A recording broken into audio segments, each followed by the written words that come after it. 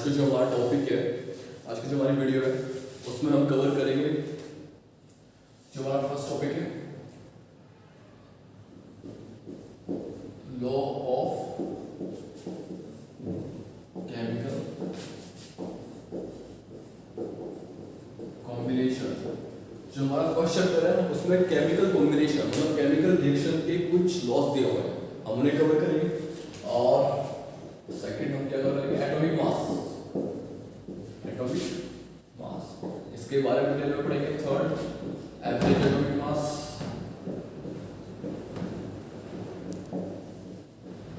और fourth isotopes. ठीक है, तो आज की वीडियो में हम ये चार टॉपिक कवर करेंगे। तो जो हमारा फर्स्ट टॉपिक है लॉ ऑफ केमिकल कॉम्बिनेशन, मतलब केमिकल कॉम्बिनेशन के या केमिकल रिएक्शन के कुछ लॉज हमें दिए गए हैं, हमें डिटेल में पढ़ना है। तो हमारा जो फर्स्ट लॉ है, जो हमारा फर्स्ट लॉ है वो क्या है, हमारा law of conservation of mass.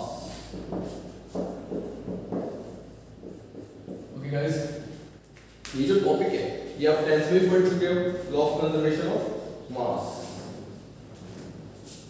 तो according to this law in a chemical change,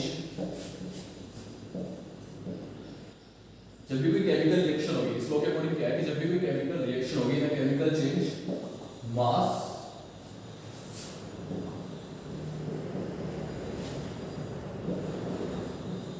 neither be created nor be destroyed। मतलब मास को ना तो हम क्रिएट कर सकते हैं और ना ही डिस्ट्रॉय कर सकते हैं, इस लॉ के अकॉर्डिंग, ऑफ कंजर्वेशन ऑफ मास के अकॉर्डिंग। ठीक है गाइस, कहने का मतलब क्या है कि रिएक्टेंट का मास जितना होगा किसके इक्वल होगा, प्रोडक्ट के मास के। तो ये क्या हमारा फर्स्ट लॉ है, ये हम कई बार पढ़ चुके हैं। हमारा जो सेकंड लॉ है वो क्या है, हमारा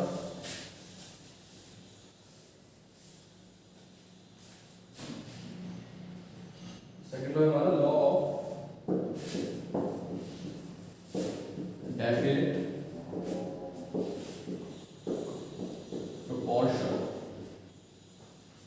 लॉ ऑफ डेफिनेट प्रोपोर्शन इसके अकॉर्डिंग क्या है, एक chemical compound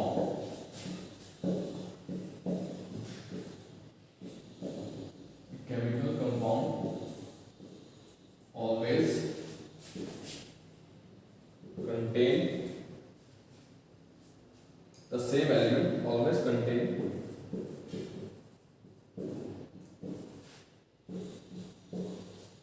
the same element in a fixed proportion। proportion बोल सकते हैं, रेशियो बोल सकते हैं, एक ही बात। देखो ये लोग क्या कहता है कि एक केमिकल कंपाउंड, अगर कोई केमिकल कंपाउंड है तो always contain the same element. तो भाई कंपाउंड किससे बनता है, डिफरेंट एलिमेंट से। तो अगर कोई केमिकल कंपाउंड है तो हमेशा वो एक तरह के कंपाउंड, एक तरह के एलिमेंट यूज में होंगे। ठीक है, वो भी फिक्स रेशियो में। जैसे कि एग्जांपल क्या है, वाटर। वाटर एक केमिकल कंपाउंड है। ठीक है, अब वाटर हम कहीं से भी ले सकते हैं। हमारे वाटर कहाँ से निकलता है, रेस्पिरेशन। जो रेस्पिरेशन करते हैं हमारी बॉडी में होता है, उससे वाटर प्रोड्यूस होता है। तो जो वाटर वहां से निकलेगा उसका फॉर्मूला क्या होगा, H2O। कहने का मतलब क्या है कि उसमें भी सेम एलिमेंट होंगे, हाइड्रोजन और ऑक्सीजन। और रेशियो कैसी होगी, सेम। मतलब हाइड्रोजन दो ही होंगे और ऑक्सीजन एक ही होगा। कहने का मतलब क्या है कि पानी चाहे कहीं से भी ले लो आप लोग, किसी भी सोर्स से ले लो, ठीक है, वो हमेशा उसका जो फॉर्मूला होगा वो क्या होगा, H2O ही होगा। ठीक है, तो ये क्या है हमारा डेफिनेट प्रोपोर्शन। जैसे कि CO2, भाई CO2 अगर हम रेस्पिरेशन कर रहे हैं तो जो CO2 प्रोड्यूस हो रही है तब भी कार्बन डाइऑक्साइड का फॉर्मूला क्या है, CO2 है। लेकिन अगर हम कैल्शियम कार्बोनेट को डिकम्पोज कर रहे हैं, CaCO3 को अगर डिकम्पोज करते हैं उसमें जो CO2 निकलती है वो भी कैसी है, उसका फॉर्मूला कैसा है, सेम। ठीक है, तो ये ज़्यादा टिपिकल नहीं है। अब हमारा थर्ड लॉ,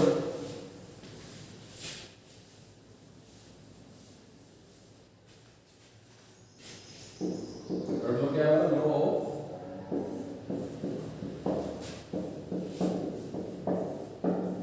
मल्टीपल प्रोपोर्शन। जो हमारा थर्ड लॉ है वो क्या है, लॉ ऑफ मल्टीपल प्रोपोर्शन। तो इसके अकॉर्डिंग क्या है, when two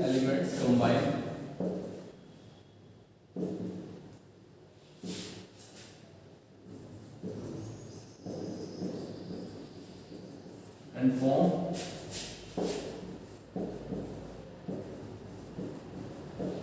more than one compound. When two elements combine and form more than one compound, a different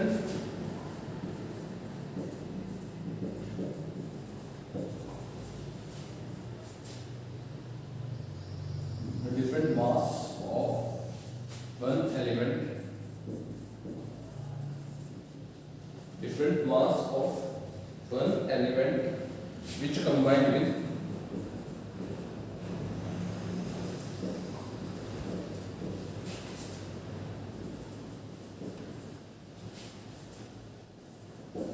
a fixed mass of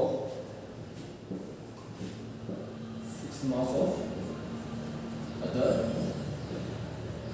element bear a simple ratio. तो ये क्या law of multiple proportion देखो इसको पढ़िए। When to element, जब दो element combine होते हैं, ठीक है, तो form more than one compound, मतलब जब दो एलिमेंट कंबाइन हो रहे हैं और कंपाउंड कितने बन रहे हैं, एक से ज्यादा।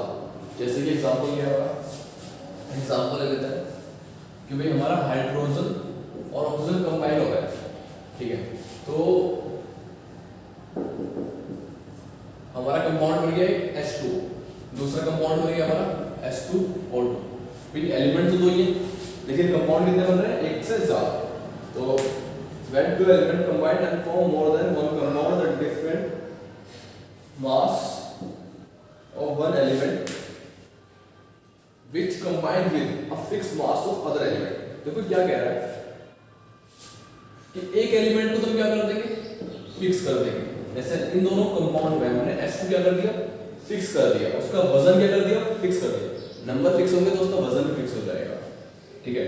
बियर अ सिंपल रेशियो, ठीक है। जो दूसरा एलिमेंट है उसका मास क्या करेगा, एक सिंपल रेशियो को बियर करेगा। कहने का मतलब क्या है कि देखो इसका वजन कितना, हाइड्रोजन का 2, भाई 2 हो गया, एक हाइड्रोजन का 1 होता है, दो हाइड्रोजन का 2।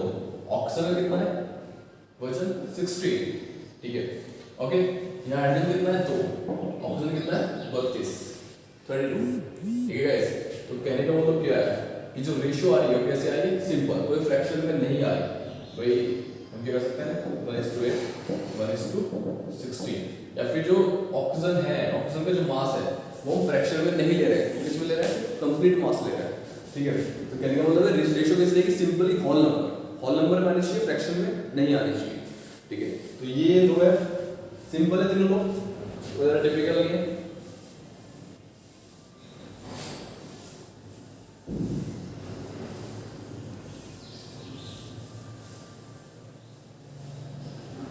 और नेक्स्ट जो हमारा लो है क्या है,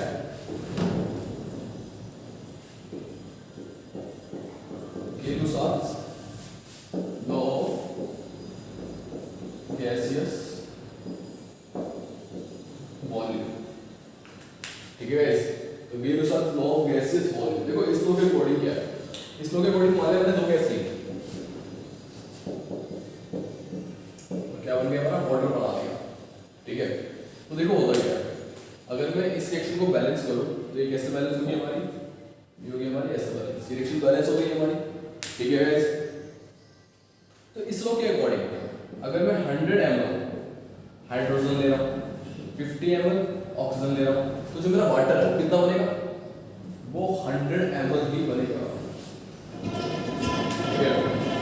अगर मैंने 100 ml हाइड्रोजन लिया, 50 ml ऑक्सीजन लिया, तो मेरा वाटर 150 ml नहीं बनेगा, कितना बनेगा 100 ml।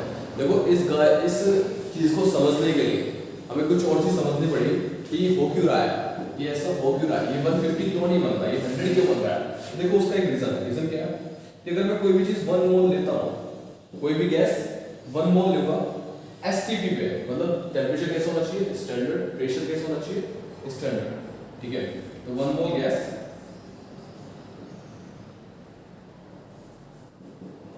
हमेशा 20.4 लीटर वॉल्यूम कंटेन करता है। कहने का मतलब क्या है, अगर मैंने कोई चीज कोई भी गैस मैंने 1 मोल ले ली तो वॉल्यूम कितना कवर करेगी, 22.4 लीटर वॉल्यूम ऑक्यूपाई करेगी। मैं 1 मोल ऑक्सीजन ले रहा हूँ तो वो भी कितना करेगी, 22.4। 1 मोल हाइड्रोजन ले रहा हूँ 22.4, 1 मोल नाइट्रोजन ले रहा हूँ 22.4 लीटर। ठीक है गाइस, ऐसे ही देखो। और जब ये रिएक्शन बैलेंस हो जाती है तो ये जो नंबर होते हैं देखो ये हमें क्या बताते हैं, यहाँ पे 1 लिखा हुआ है, यहाँ पे 2, यहाँ पे 2। तो देखो ये नंबर का मतलब है कि इसके 2 मोल है, इसका 1 मोल है और इसके 2 मोल है। ठीक है, तो ये क्या बताएंगे हमें, नंबर ऑफ मोल्स। अब देखो गाइस,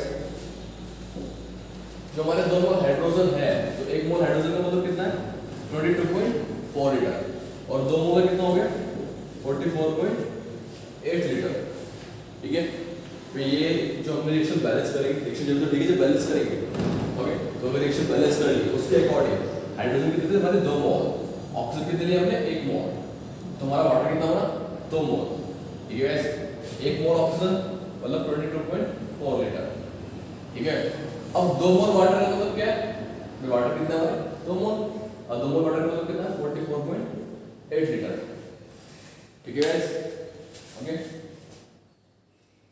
तो आई थिंक आप लोगों को समझ आ गया, कंसेप्ट क्लियर हो चुका है। बेसिकली हम वजन जोड़ेंगे नहीं, कहने का मतलब ये है, मान लिया मैं यहाँ पे वजन ले रहा हूँ, ठीक है, मैं यहाँ पे 50 ग्राम ले लिया, 100 ग्राम ले लिया, तो 150 ग्राम नहीं बनेगा, वजन के हिसाब से नहीं बनते। मैंने आपको शुरू में बताया था कि जितने भी केमिकल कंपाउंड हैं उन्हें हम किसमें लेते हैं, मॉल्स में। ठीक है, सारा खेल किसका है, मॉल्स का। तो अगर हम मॉल समझ लेंगे तो ये सब समझ आ जाएगा। तो बेसिकली हमें मॉल्स में लेते हैं। ठीक है, और इस इक्वेशन से हमें क्या पता चल रहा है, पता लग रहा है कि जितना मुझे हाइड्रोजन लेना है, देखो इस इक्वेशन से हमें क्या समझना है, इंपॉर्टेंट चीज क्या है कि आप समझ क्या रहे हैं। ठीक है, समझ ये रहे हैं कि जितना मैंने हाइड्रोजन लिया मुझे उसका आधा ऑक्सीजन लेना पड़ेगा। मतलब अगर मुझे वाटर बनाना है तो जितना मैं हाइड्रोजन लूंगा मुझे ऑक्सीजन उसका आधा ही चाहिए, हाफ चाहिए। ठीक है, अगर मैं 44.8 लीटर हाइड्रोजन ले रहा हूँ तो मुझे ऑक्सीजन कैसे चाहिए, 22.4 लीटर, और मेरा वाटर कितना बन जाएगा 44.8 लीटर। कहने का मतलब ये हमें ये बता रहा है कि कितने से कितना बनेगा। ठीक है गाइस, कि अगर हम इतना लेंगे तो कितना बनेगा। मान लिया मैंने ये हाइड्रोजन 22.4 लीटर ले लिया। ठीक है, हाइड्रोजन 22.4 लीटर ले लिया मैंने, हम मान लेते हैं। ठीक है, तो अभी हमें क्या समझ आया था कि जितना हम हाइड्रोजन लेंगे ऑक्सीजन उसका आधा लेंगे। तो क्वेश्चन क्या है कि बताओ ऑक्सीजन कितना लेना पड़ेगा, तो वे 11.2 लीटर लेना पड़ेगा ऑक्सीजन, सिंपल सा। अब इससे पहले इक्वेशन में क्या समझ आया था कि जितना हम हाइड्रोजन लेंगे उतना ही हमारा क्या बनेगा, वाटर बनेगा। ठीक है, अब सवाल क्या आ गया कि बताओ वाटर कितना बनेगा, तो वाटर भी 22.4 लीटर ही बनेगा। तो देखो इसे हम सिंपली ऐसे भी कर सकते हैं कि जैसे रिएक्शन को हमने बैलेंस कर लिया, तो रिएक्शन से हमें क्या समझ आ रहा है कि अगर हम हाइड्रोजन कितने ले रहे हैं 2, तो ऑक्सीजन हमें उसके आधा लेना पड़ रहा है, और वाटर कितना बन रहा है 2 ही बन रहा है। ठीक है गाइस, तो ये चीज बहुत इंपॉर्टेंट है, ये चीज समझो। अभी मैंने यही किया था, भी हमने हाइड्रोजन लिया 100 ml, तो ऑक्सीजन हमें उसका आधा लेना था, आधा ले लिया, और ये कितना बना, जितना हमारा हाइड्रोजन। ठीक है, तो किसी भी रिएक्शन में ये पता करना हो कि अगर मेरे पास एक सब्सटेंस इतनी अमाउंट है, उसकी अमाउंट कितनी, इतनी, वे एक तो वॉल्यूम ले सकते हैं, एक मॉलिक्यूल और एक मोल्स। ठीक है गाइस, मोल्स में ले सकते हैं।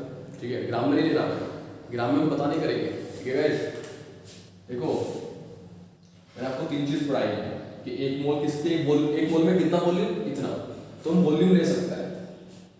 ठीक है, एक मोल में कितने मॉलिक्यूल, एवोगैड्रो नंबर, ये हमने बता चुके हैं, और एक मॉलिक्यूल में कितना है मोलर मास। ठीक है, तो कभी भी हम वजन नहीं लेंगे, मॉलिक्यूल का हम वजन नहीं लेंगे। वजन में अगर लेंगे तो पहले से कन्वर्ट करेंगे किसमें, मोल में। मान लिया अगर यहाँ लिखा गया 100 ग्राम, तो इसका मतलब ये नहीं कि 50 ग्राम लिया जाएगा, नहीं, अब मैं नहीं बता सकता, अब ग्राम आ गया। ठीक है, अब हमें नहीं पता कितना लिया जाएगा, हमें किस में पता है, सिर्फ वॉल्यूम में पता है। ठीक है गाइस, तो अगर मुझे दे दिया 100 ग्राम, तो पहले मैं इसे कन्वर्ट करूंगा मोल में, कि 100 ग्राम हाइड्रोजन में कितने मोल। अब 100 ग्राम हाइड्रोजन में कितने मोल होंगे, 100/2, भाई हाइड्रोजन का मोल तो कितना हो गया, 50 मोल हो गए। तो इसका मतलब ये मैंने कितने लिए होंगे, 25 मोल। अगर मैं इसके 50 मोल लूंगा तो इससे मैं आधे मोल लूंगा, कितने 25, और इसके कितने मोल बनेंगे 50 मोल। ठीक है, तो डिटेल में से आगे बढ़ेंगे। ओके, लेकिन इस लॉ का मतलब क्या है वो समझ लेते हैं। लोग क्या कहते हैं, लोग कहता है कि जब हम किसी गैस को कंबाइन करते हैं, ठीक है, तो जो रेशियो में कंबाइन होती है वो कैसी होती है, सिंपल रेशियो। जैसे कि हमने क्या लिया था 100, 50 और 100, मतलब रेशियो कैसे आएगी उनकी, और 2 1 2, तो रेशियो कैसे, सिंपल होल नंबर है। ठीक है गाइस, ओके आगे बढ़ते हैं।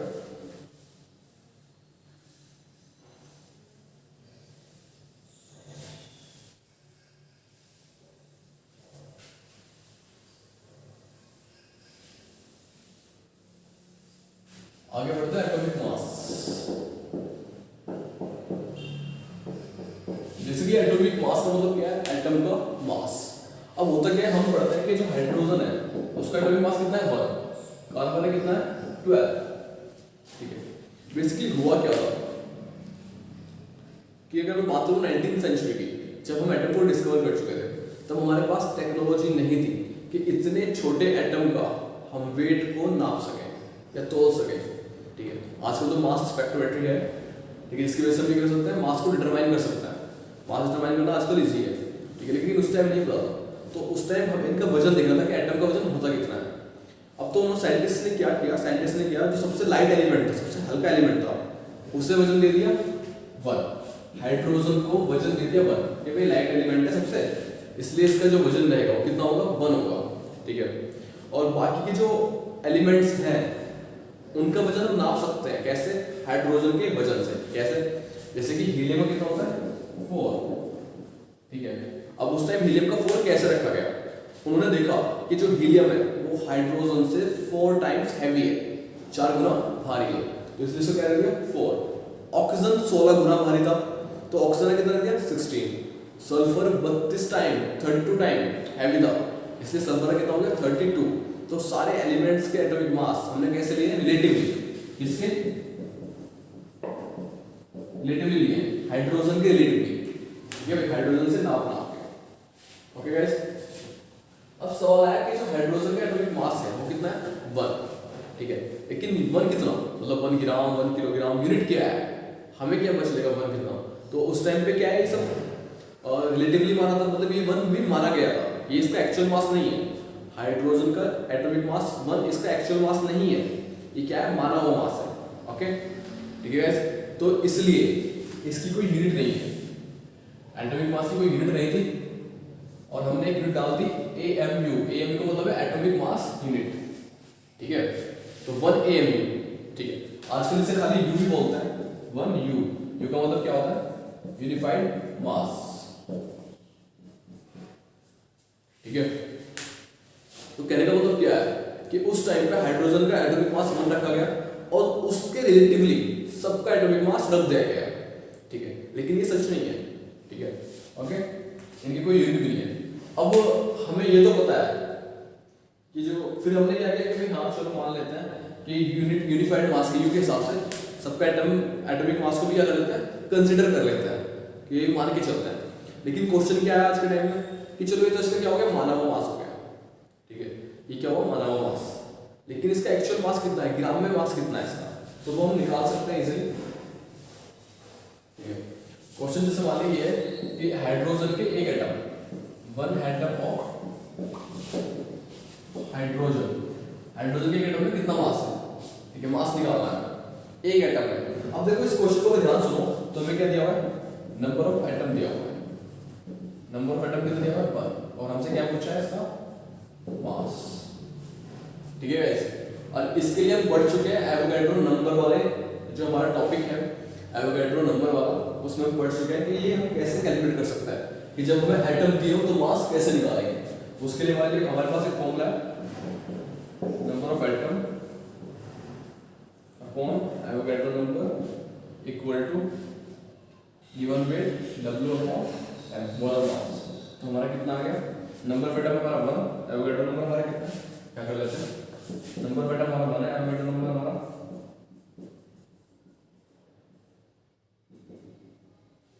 अभी ये निकालना है, इसका मोलर मास कितना है 1। ठीक है गाइस, तो x कितना आ गया हमारा 1.6 into 10 की पावर माइनस 24 ग्राम। ठीक है, तो कहने का मतलब क्या है कि हाइड्रोजन का एक्चुअल वजन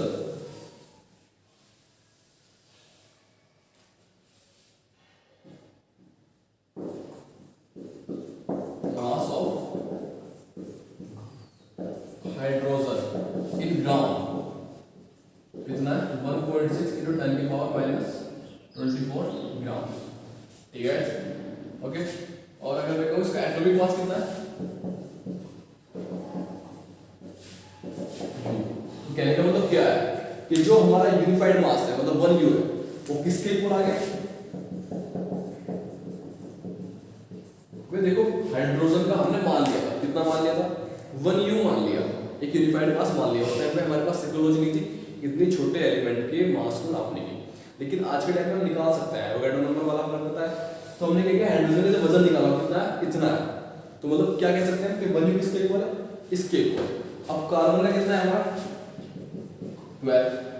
12U है कार्बन का, तो कार्बन के टाइम पे एक्चुअल मास कितना होगा भाई। U का मतलब क्या है, U का मतलब तो ये है, तो इसे U भी बोल सकते हैं ना खाली।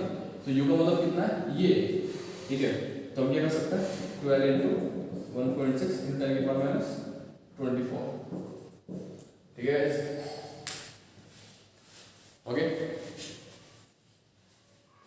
ये जगह हमारा करीब 2 into 10 की पावर माइनस 23 ग्राम। ठीक है, ये क्या हमारा कार्बन का वजन। तो आई थिंक आपको एटॉमिक मास का टॉपिक क्लियर हो चुका है, ये सिंपल है। अब हम नेक्स्ट टॉपिक पे चलते हैं, हम एवरेज एटॉमिक मास।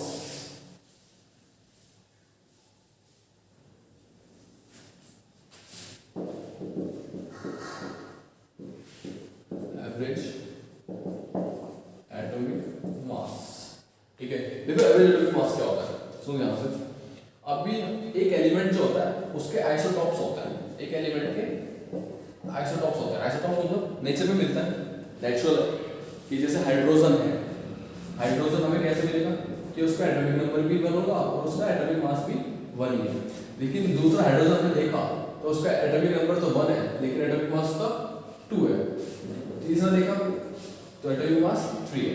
कहने का मतलब ये जिसका एटॉमिक नंबर सेम हो और एटॉमिक मास क्या हो जाए चेंज, तो हम उसे क्या बोलते हैं आइसोटॉप्स। तो ये क्या है हमारे आइसोटॉप्स। ओके गाइस, अब देखो ऐसे हमारा आता है क्लोरीन। क्लोरीन हमें मिलता है 1735 और 1737, मतलब क्लोरीन के 2 आइसोटॉप्स हैं। ठीक है, अब इसकी जो अमाउंट है नेचर में वो कितनी है 75%। इसकी जो अमाउंट है नेचर में वो कितनी है 25%। तो हम क्या करते हैं इनका एवरेज निकाल लेते हैं। ठीक है, एवरेज कैसे निकालेंगे हम, 35 कितना है 35 into 75% plus 37 into 25/100। Okay guys, जब हम ये करेंगे तो हमारा इक्वल आएगा 35.5% मतलब 35.5। ठीक है, तो ये क्या निकाल लिया हमने एवरेज निकाल लिया। सिंपल मैथमेटिक्स है, पेमेंट का एवरेज निकालना है कि एवरेज कितना होगा, तो ये 25% नेचर में ये कितना है 75%। ठीक है, ओके। तो इनका एवरेज कितना है 35.5। अब जो हम क्लोरीन का एटॉमिक मास लिखते हैं वो कितना लिखते हैं 35.5 लिखते हैं। तो एवरेज एटॉमिक मास मतलब बेसिकली एटॉमिक मास। अब लोग क्वेश्चन क्या आता है कि एटॉमिक मास फ्रैक्शन में पॉसिबल नहीं है, क्योंकि एटॉमिक मास किसके ऊपर है प्रोटॉन और न्यूट्रॉन के नंबर्स के को अगर हम सम करेंगे तो फ्रैक्शन में कैसा आ सकता है। तो फ्रैक्शन में इसलिए आ रहा है क्योंकि वो इसका एटॉमिक मास नहीं है, ये क्या है इसका एवरेज एटॉमिक मास।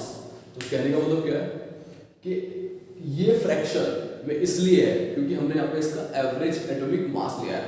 तो अगर किसी का एटॉमिक मास हमने लिया है एवरेज एटॉमिक मास, तो क्या आएगा हमेशा फ्रैक्शन में, ज्यादातर कैसा आएगा फ्रैक्शन में आएगा। ओके गाइस,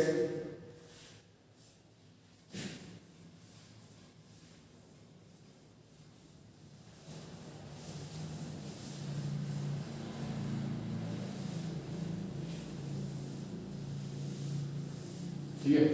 अभी हमने एक बात की थी मॉलिक्यूलर मास की। मॉलिक्यूलर मास का वजह से CH4 लेना हमने, और इसका 12 हो गया, इसका 4 हो हमने इसका मास और इसका मास जोड़ दिया, तो ये क्या हो गया हमारा मॉलिक्यूलर मास। ठीक है, ऐसे आपकी बुक में टर्म है फॉर्मूला मास। फॉर्मूला मास, देखो फॉर्मूला मास और मॉलिक्यूलर मास एक ही चीज है। फर्क क्या है कि फॉर्मूला मास हम उसमें बोलेंगे जिसमें कंपाउंड कैसा होगा, आयनिक, जिसमें आयनिक बॉन्ड होगा। आयनिक बॉन्ड हम पढ़ चुके हैं, एक मेटल और एक नॉन मेटल के बीच में जो बॉन्ड बनता है वो कैसा होता है, आयनिक बॉन्ड। तो जिसमें आयनिक बॉन्ड होगा उसमें हम मॉलिक्यूलर मास के लिए टर्म यूज करेंगे, इसका नाम क्या होगा, फॉर्मूला मास। ठीक है, तो ये मॉलिक्यूलर मास नहीं क्या है, फॉर्मूला मास है। ओके गाइस, इस चैप्टर में हमारे जो टॉपिक रह गए हैं, एम्पिरिकल फॉर्मूला, लिमिटिंग रिएजेंट, इन्हें हम कवर करेंगे अगले वीडियो में। ओके, आपको कोई डाउट आप कमेंट सेक्शन में कमेंट कर सकते हैं। ठीक है गाइस, अगर आपको वीडियो पसंद आई हो तो लाइक कीजिएगा, कमेंट कीजिएगा, शेयर कीजिएगा और सब्सक्राइब कीजिएगा। ठीक है गाइस।